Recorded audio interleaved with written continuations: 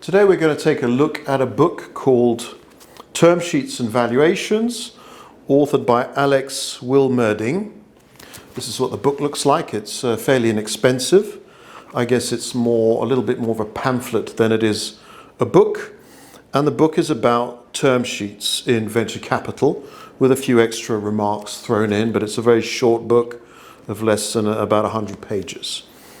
Alex Wilmerding works in the private equity industry. He's been at Pantheon, Boston Capital Ventures, and various others, so clearly a practitioner of the venture capital industry.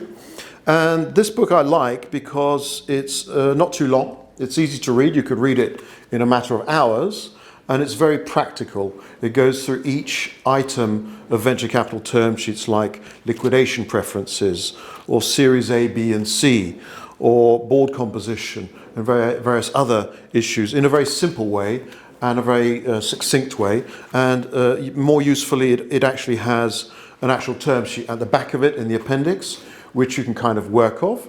It is a book that's very much more focused on the US market rather than on the European market, but interestingly, it makes some distinctions between East Coast and West Coast practices in venture capital, which for a European is obviously very interesting because speaking from a European point of view, the American venture capital seems one single industry.